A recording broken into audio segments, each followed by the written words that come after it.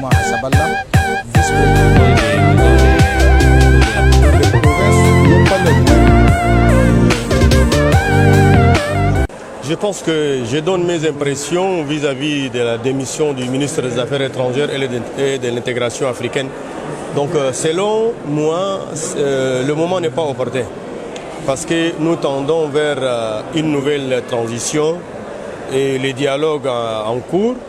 Mais de toute façon, ça c'est sa vie à lui et on ne sait pas quel est le mobile qui lui a poussé à présenter une démission.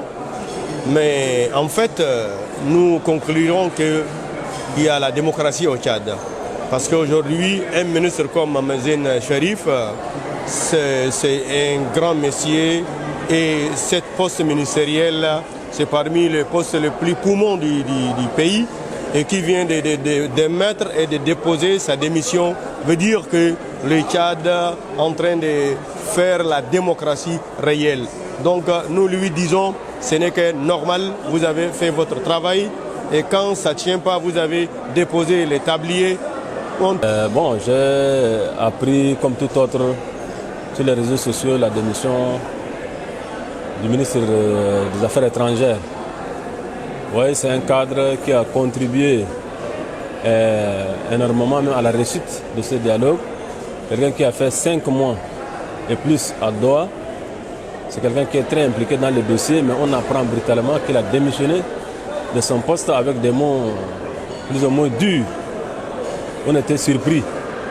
Mais connaissant donc la capacité de ce cadre et le dévouement de ce cadre, connaissant encore tout ce qu'il a fait par rapport donc à la réussite de ce dialogue, que le gouvernement, le président de la République en particulier, n'accepte pas sa démission.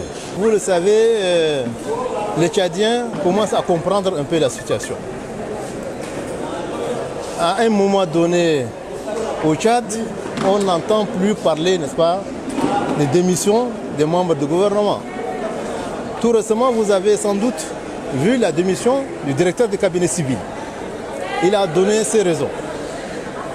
Aujourd'hui, c'est le ministre des Affaires étrangères qui démissionne. Pour moi, ce n'est que normal.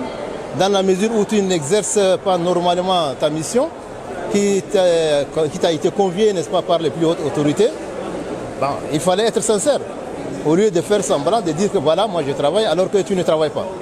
Pour moi, ce n'est pas étonnant, ce n'est pas nouveau. Un peu dans le monde, ça se passe. Le ministre des Affaires étrangères, je crois qu'il a piloté de bout en bout l'accord de Doha. Je lui pose la question pourquoi il a démissionné. Cette démission, c'est qu'il a ses raisons. Mais je crois que le moment est mal choisi pour lui.